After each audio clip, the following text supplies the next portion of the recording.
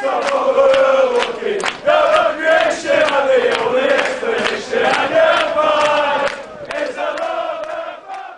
Renault, we've never done well at Lancaster down the years, and first half out it looked really promising. To be fair, Dante had a really good chance just wide of the post. The home side looked a bit brittle. They were sitting deep, basically, and we were playing onto them. And then you could see after about half an hour they started to get confidence. Yeah, deja vu. Missed chances, Tim.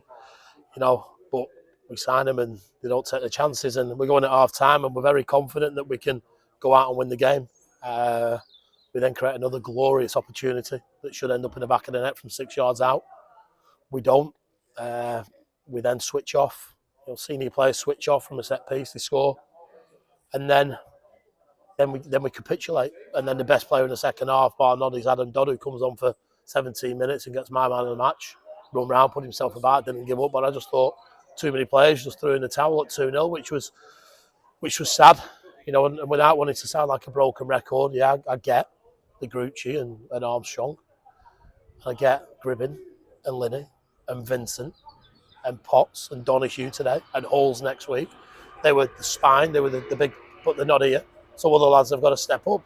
Donahue goes off at half time with an injury. It's like he was carrying the team first half, and I don't know. It's new to me, Tim. It's new to me that lads can go about and give that account of themselves when the chips are down. Because for me, that's when you raise your game. But when you look at the top four for the last 20 minutes of the game, Guy who's 19 and Matty who's 19 and young Sam who's 18 and Desai is 18. We found it really tough, Tim, this week to try to bring people in, and the financial aspect has really hurt us this week. And we're just to let fans know, we're nowhere near. We're not even anywhere close to financially competing with some teams. And me and Brian have worked around the clock, and we lost out on Pavs Hook, the number 4 today. We're losing out to players to Atherton in Ben Hardcastle. No disrespect to them teams, but we can't get anywhere near, and that's the reality of it. But it's my job as manager. You front that, and we've got to dust ourselves down, and we've got to get on the plane to Belgium, which would be great, and then we've got to get in training Thursday, and we've got to go again next Saturday against Stalybridge. Yeah, I mean it's one of those games. Basically, we sort of just seemed to lose a bit of confidence in the second half. There were only 2 shots on goal, basically, or attempts on goal. Both went in. They were both top corner. I mean, But credit to them. Yeah. They were struggling. They had 4 lads doing the warm up before the game who wasn't available today. So credit to Felly and Rob Emery. They've got a team that's better than us today. They've got the win. I was really disappointed with a couple of shouts from supporters today. Not good enough, naive, not good enough. I've got to say this because it's hard. Players aren't hung up on the back of a door. You haven't got a long list of players ready to walk in.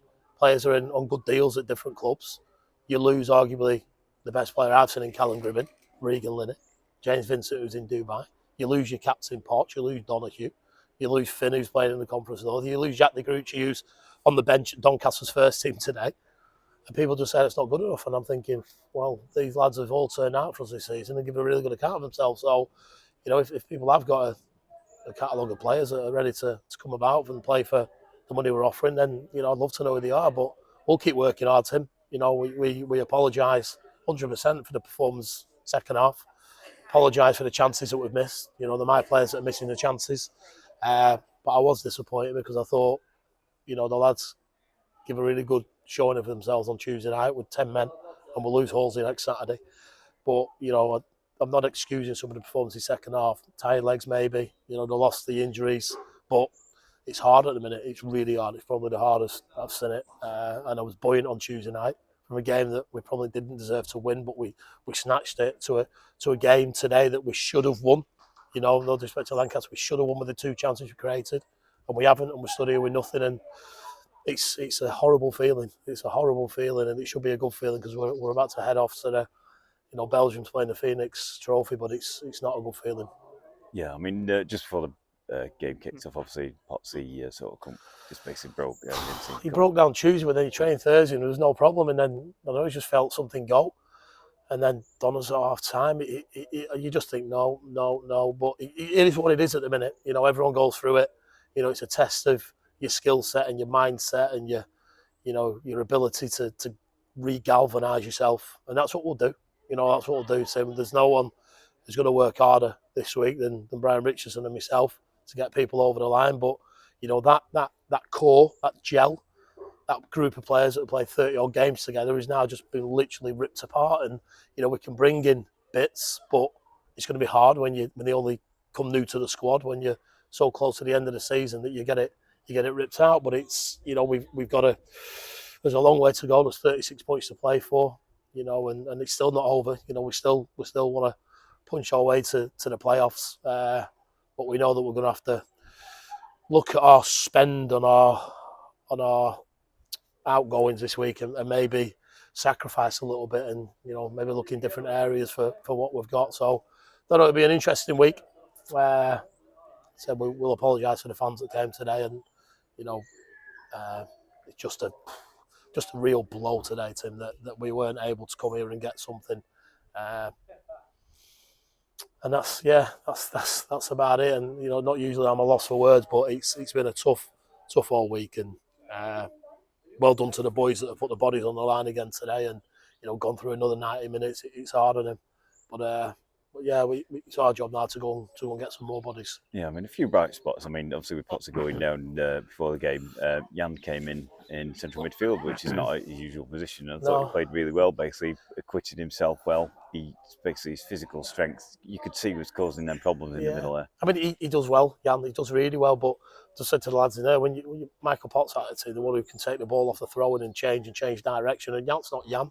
Jan's going to win things through the air. He's a different player.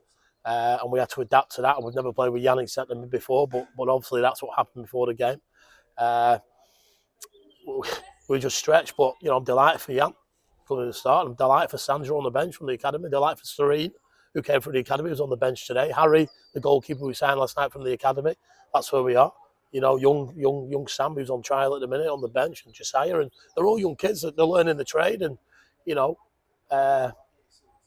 as down as I am, just as I look over your right shoulder and see Adam Dodd walking towards me, every time I see him, I pinch myself and think, wow, and I thought, wow, for 20 minutes today when he came on, he was totally fatigued.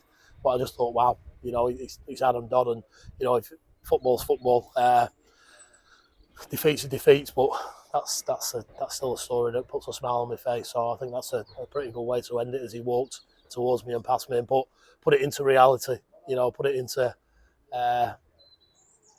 into context that we've lost the game of football, but we've still got the likes of Doddy knocking around. Yeah. So, I'm happy about that. Okay, well, sort of like we're all off to Belgium in the week. Obviously, it's going to be a tricky game. I guess sort of like the squad is going to be a challenge. Obviously, a number of bodies to get over there, putting the team out. But it's a chance to have a break from the league. Of course it is, yeah. Cliche, but basically...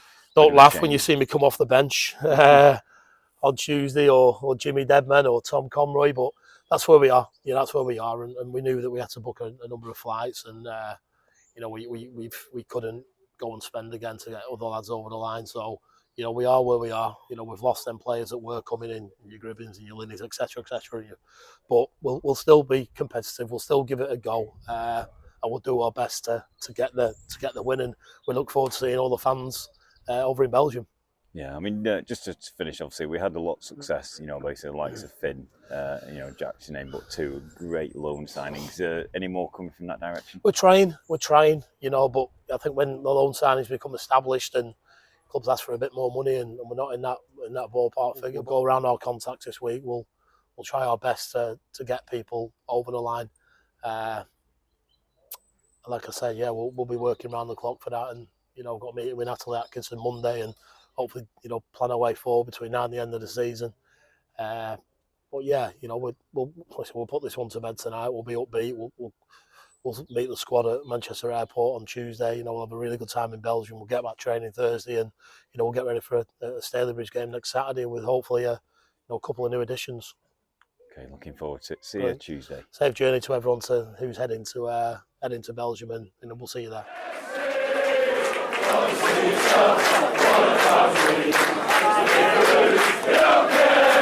What a